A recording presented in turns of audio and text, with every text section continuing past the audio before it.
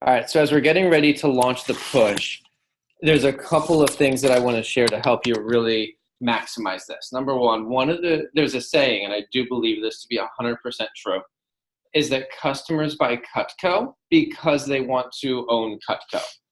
But they'll buy it today instead of tomorrow. They'll buy it right now instead of waiting to put it in their budget because they want to help you hit your goal. So they buy Cutco because they want to buy Cutco. They buy now 100% because of the sales rep. Okay, so at the beginning, and when you look at your training manual, this is on page 2, and the very light and fluffy thing we put in for brand new trainees who don't know for their head from their feet is they're like, oh, I'm in my fast start. I'm trying to sell as much as I can. You don't have to buy anything, right? That's like light and fluffy. And a rookie who has no confidence, they can handle that. But for you guys, you're at a different stage and you've got a bigger goal, right? So this is the proper way to goal share. Do I have room on the whiteboard where I can write this down? So number one is you share what your goal is. Mm-hmm. Okay. Now your goal needs to be rock solid. Specific. Okay. My policy is I never ever talk about sales on the phone. Right? On the phone, it's only I need appointments. If I get this many appointments, I hit my goal. Right? I never tell them I'm trying to sell a certain dollar amount on the phone. But on the appointment, it's the exact opposite. Right? On the appointment, I have no interest in doing appointments. I only care about sales. Okay. So I'll share a very specific number, and there has to be a deadline. Mm-hmm. Okay, the deadline is crucial because if you don't tell them the deadline, they'll be like, oh yeah, cool, we'll buy that from you someday and help you hit your goal. Yep. Right? But if you don't tell them the deadline, they really genuinely believe they're helping, right? So you have to share your number and when it has to be done by. Number 2 is you tell the customer you're scared.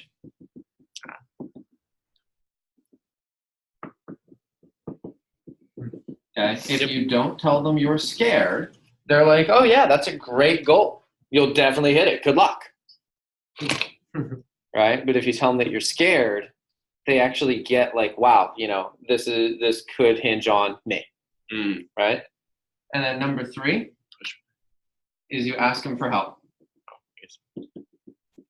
John calls it a push away. I'll share how I do this. Okay, so my phrase that pays, and you can script this out, I'm not writing it on the board, but you're welcome to script it, is I don't need you to buy just to help me out. And I don't want you to, because Cutco's too expensive for that. I don't need you to buy just to help me out.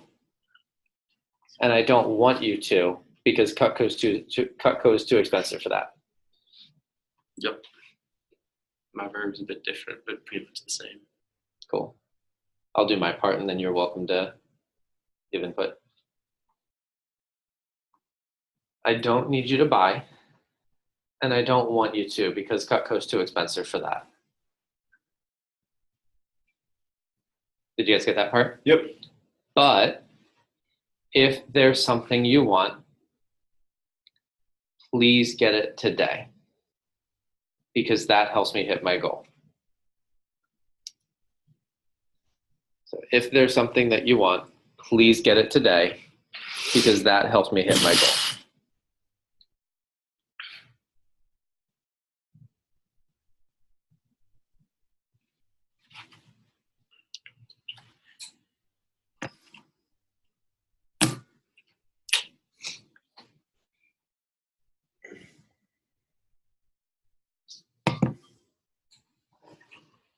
Okay.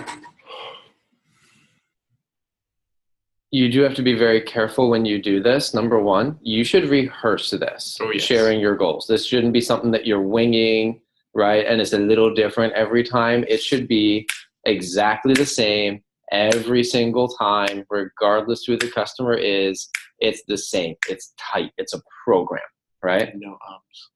And that's exactly what I was about to say. You can't use any weak words, any wimpy words. Okay? Kinda. I've seen lots of sales reps who are like, yeah, I'm trying. Stop effing trying. Do it. Right? I've seen reps like, I'm trying to sell around. There is no around. If it's around, it's not a It's not a goal, right? So it can't be like, yeah, I'm really trying hard to win this trip to Jamaica, so I'm trying to sell around $6,000. F that, right? I need to sell $6,000 by January 16th to be able to win this trip to Jamaica. By the way, I do wave the flag on the appointment. That's real, so I have these. But I'm scared of it. In fact, I haven't sold $6,000 in my entire career. I haven't sold $6,000 in 10 days since it's been 8 months since I've done this. I'm really scared. It's hard. Mm-hmm. So I'm working really hard for it. By the way, that is something that you share. I'm working really hard for it. Now, I don't need you to buy Cutco just to help me out. In fact, I don't want you to, because Cutco is too expensive for that. But if there's something you want, please get it today, because that's how I hit my goals. You guys feel that? Yeah. Right? Tight. John, anything you want to add to that? Feel free. I mean, pretty much all of it's rock solid. The only thing I'd add for that, if you're ever doing service calls, right, or it's less about you or them helping you out with the demo, and they're not somebody you already know, I just ask permission before I share my goals. Like, hey, do you mind if I share my goals with you? Mm-hmm. In the same way that in coaching, we ask permission if we can give advice, it has them be more receptive to it. That's the only small thing I'd add. Cool. That's excellent. But what I would recommend is scripting this out. Oh, yes. Right? In practice. By the way, when I did this, the best was when I came back to Vector. I was married, so it was no longer just trying to win trophies. I told you about that yesterday. It was like I need to feed my wife, you know. And I would tell every customer, I need to sell $2,500 this week. And, you know, prior to that, I hadn't been a $2,500 a week every week kind of rep. I had been a $1,000 to $1,500 a week kind of rep. But when I crunched the numbers, and this was me, right? When I crunched the numbers, $2,500 a week would give me $10,000 in sales per month. I was making 50%. That would give me $5,000 in revenue. And at that time, that was the number that I needed to essentially just pay the bills, right? So I would tell my customers, I need to sell $2,500 this week. I'm scared of that. It's a lot. In fact, I have to do 20 appointments a week just to be able to do that. And I'm scared because it's really hard.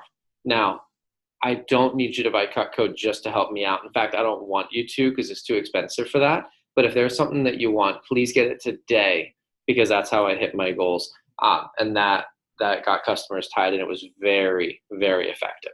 Cool. Mm-hmm. So having that scripted out tight, I would actually put it on a sticky note and just stick it in your training manual until you have it memorized and can execute it without looking. Okay, this is not entirely related. It's not related necessarily to the push per se, but in terms of running your business like a business, here's what I knew, is that if I scheduled 20 appointments, some of you guys have heard this, you should have about 15 to 20% of your appointments get rescheduled or canceled or fall through. That is normal, right? So you should always book more than what you need. For me personally, I always just consistently had a 25% reschedule rate, right? So if I scheduled 20, I would complete 15, and that is low, right? That is low. It is low. It's like, come on, man. But I booked 10 appointments every Sunday. I booked 10 appointments every Wednesday. I completed 15 religiously, right? It was low, but whatever. I knew that my closing ratio was between 80 and 85%. So if I got 15 appointments completed, I would get 12 orders every week. Mm-hmm. Okay. Now at this time, my average order was $450. And without doing the exact math, I was always ending up right around that $2,500 sales number. And now the sales did go up and down. My biggest sales week was over $5,000 with 15 appointments. My lowest sales week, I barely crossed over that $1,000 mark. But the averages always work out over time, and I consistently averaged out to that $2,500 number. So every time I went into a phone jam, I knew that I needed to have 50 names and numbers on my list so that I could book my 10 appointments on Sunday, my 10 appointments on Wednesday. Does that make sense? Mm-hmm. Right. So in terms of running your business like a business, my numbers will not be your numbers, but you should know your numbers. Cool. So anyway, that is the first thing. Let me just check my notes here to make sure I get everything.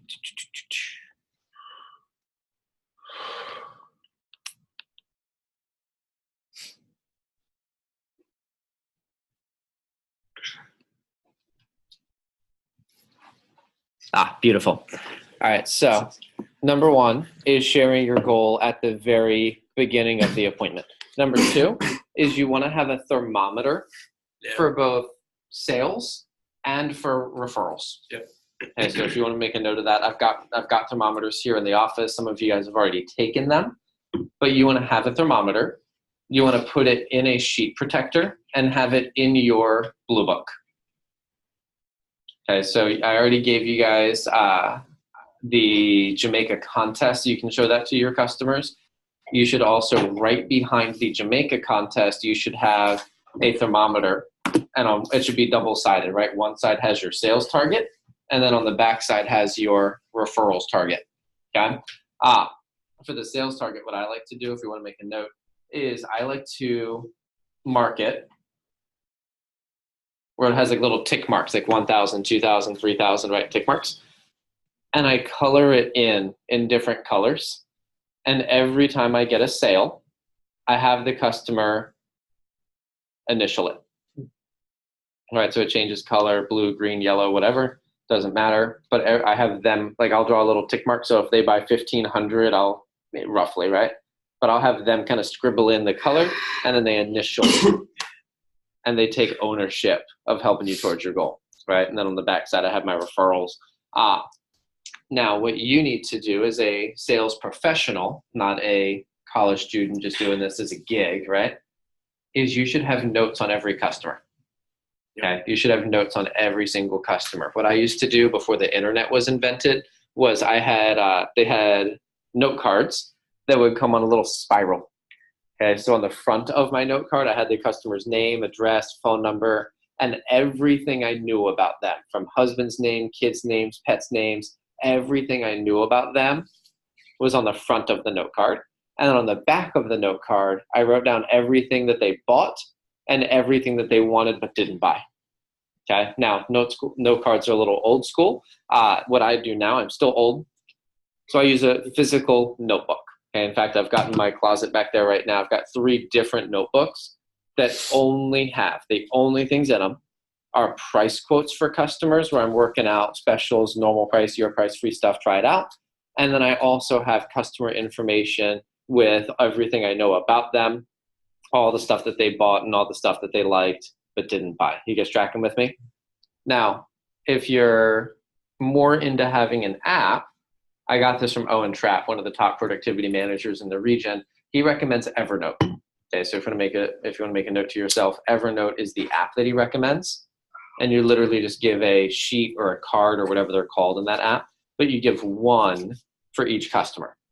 Okay, personally, I like everything on pen and paper, as you know, but Evernote is equally effective. But either way, on every appointment, you want to make sure that you're taking notes while you're with the customer. So it's not just there, let me get in, sell you stuff, pitch, see how it goes and get out. It's you're actually intending to service and sell this customer multiple times over the customer journey. Okay. And again, just to make sure it's clarified, and John, if you want to talk about the wish list, you can. But the things that you're writing down are all the personal information about them that you know, like kids' names, pets' names, spouse's name, and that stuff. And you write down, especially at the end of the appointment, all the stuff that they bought, so you know exactly what they have.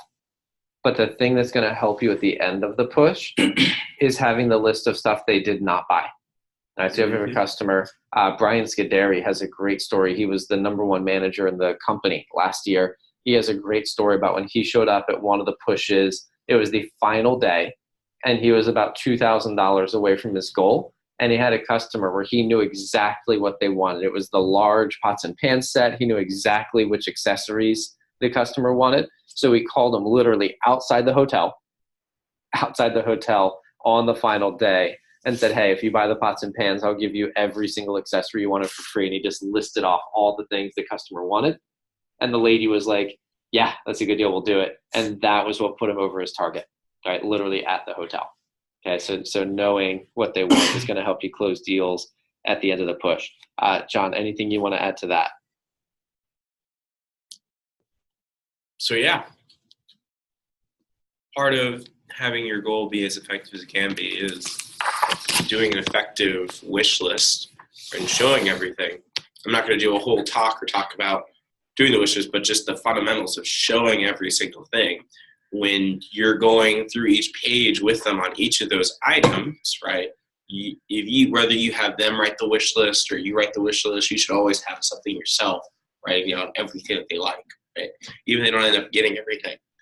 If you don't, and you find yourself like, yeah, there's nothing that they wanted left. All they got was all that they wanted. Then you didn't do a good job, frankly, because every Cutco owner does not get what they want the first or second time. The average Cutco owner buys 4 or 5 times. Really, you should be doing a wish list. As you get better, you should be aiming for like at least $1,000 of worth of stuff on the wish list each time. Usually, I average out about 2,000 to get good cookware and flatware as well. That's a good point. That your target is to get $1,000 of stuff on the list. That's a really good point. So that's also, if I may, don't be afraid to show the big ticket stuff. Right. Right. Oh yeah. The 3 big ticket items that we have are the ultimate set with steak knives. We have the pots and pans, and we have the flatware chest. Easy. It's shocking to me how many customers think we only sell knives because sales reps only show the knives. But when you show the big ticket stuff, you'll be surprised how many people put that on their list. Oh, it's just awesome. It's just an instant like 1,200 CPU right then and there. It's money.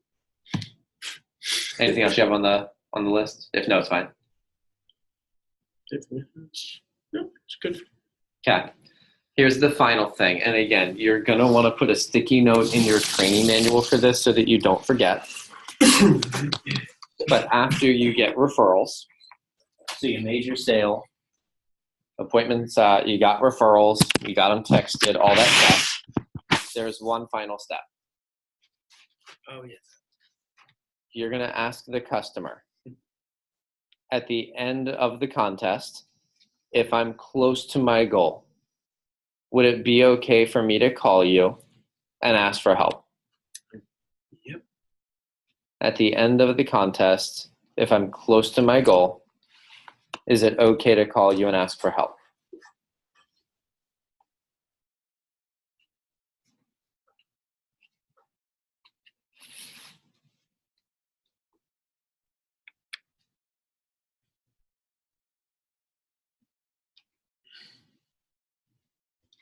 Okay, and I do strongly recommend that at the end of the day today, before you go home, grab a sticky note. Contrary to common belief, Landon and Nick, I do have a couple I can spare. Wow, great. But write up a sticky note with your goal on it and script it out how you're going to share it with a customer. And write out a second sticky note with, at the end of the push, if I'm close to my goal, is it okay if I call you and ask for help?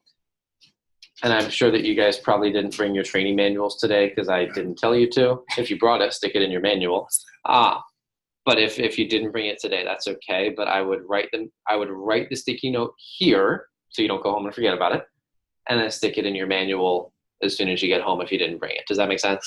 But those 2 things right there are clutch. Yes, sir. What the term is like close, right? It's like, what's the number of how close that you can call? Like if I have $5,000, still to If you want the honest truth, I know. I was just last day. I'm gonna tell you. I just want to. By the way, if you guys didn't hear, the question Landon asked was, how close do you need to be able to call them? If your goal is to sell $10,000 for the push and you end up selling $20,000, you're still going to call them and ask for help. I just tell my goal.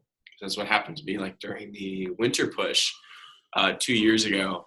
Originally, my goal was 2,000. I was not very confident, but I committed to the actions. I ended up raising my goal like 2-3 times to where I was going to be 10K during the manager push.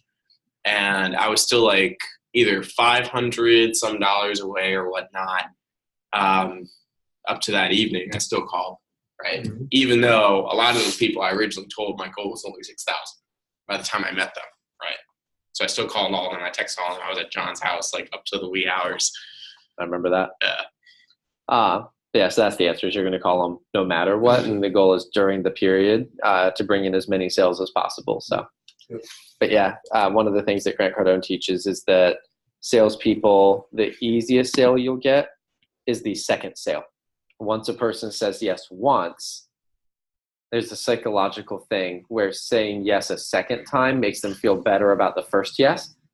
And he says so many salespeople, once they get a sale, they move on to a new prospect. They have to do a whole deal, right, and close from the very beginning. He said so many salespeople just miss the second sale, right? So what you're basically doing is setting up the second sale. And at the end of the push, we'll do that. And I've got a script, and I've got that in the schedule and in the plan for when we get there. Second thing, this is something that you want to do today, is send an email to field service. Okay, their email is real simple. It's fieldservice@cutco.com. Real simple. But email field service today and just ask them to send you your customer list. You can export that Yeah, you can export it. without actually having to email them. You Yeah, I can know. export. We can do that too. That's cool. I just know not everybody's computer savvy. Okay, another option is you can go on Vector Connect. It's under My Account and then Customers. It'll pull up your customer list. There's a button that says Export, and it'll create a Excel spreadsheet. I've done that before. If you're not good with computers, just email field service and they'll do it for you, which is nice. Either way, you want to get a copy of your customer list. I wouldn't do anything with it yet, but in the second week of the push, we're going to do an email campaign as well. Okay, so we'll set that up next week, but getting your customer list and just having it does make that gooder. Okay? And then here's the final thing, is I want to make sure that you guys are in the habit of calling in from every single appointment. Okay, I don't know why, I don't understand. But a lot of times when someone gets to a certain level of sales or they get into management, they start to feel like, oh, I don't need to call in anymore, I'm good enough. And I never believe that until you're over $50,000 in sales. And my belief, until you're at 50,000, you're still learning the job. Once you sold 50, the second 50 is easier to sell. Right?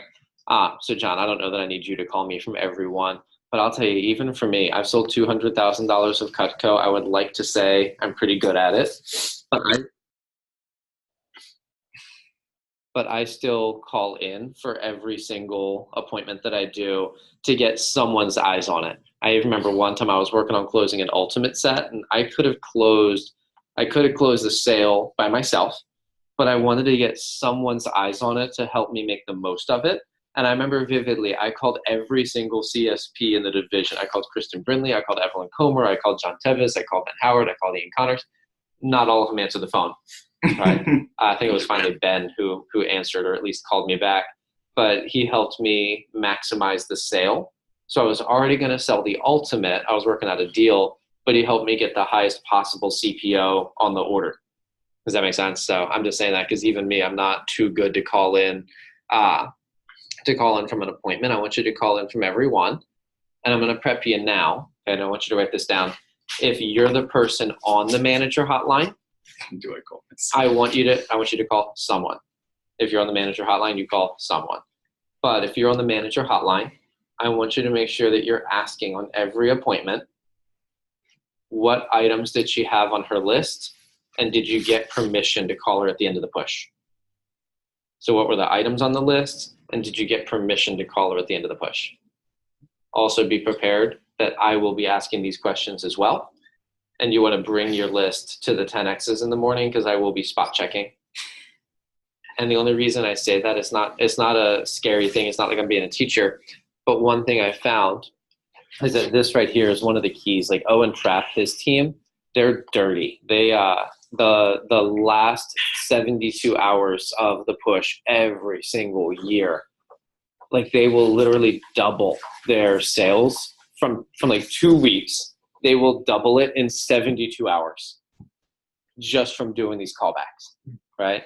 But I learned this from Owen. I experienced it firsthand last year, that if if we're not constantly asking about it, it's just something that reps forget about.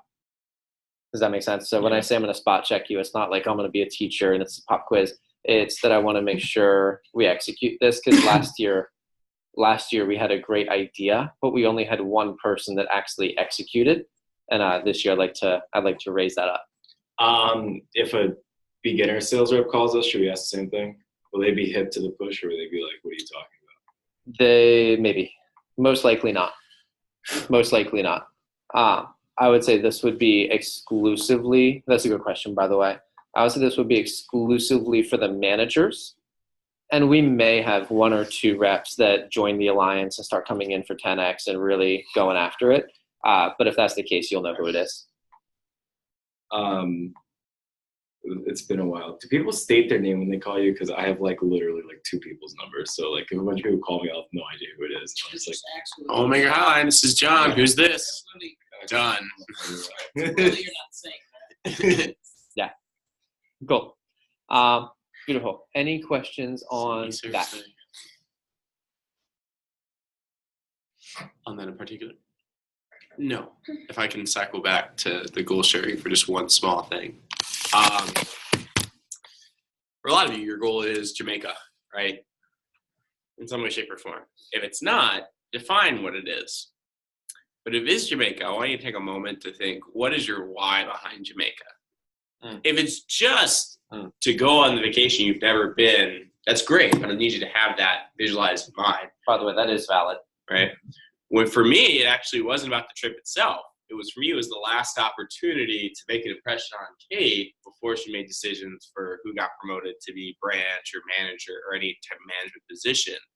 And I told that short bit after, like, hey, my goal is to win this trip to Vegas, because this is my last opportunity to make an impression on Kate, my division manager, before she makes decisions on branch manager. I told them a little bit about it, right?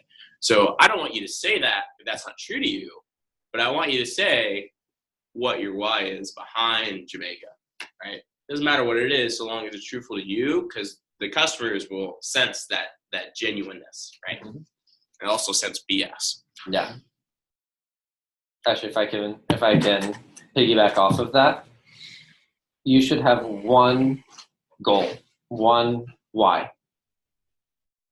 And if, like John was right, if your goal, like it's, I want to go to Jamaica, I've never been, I want the trip, it's right, all the things, that's perfect, right?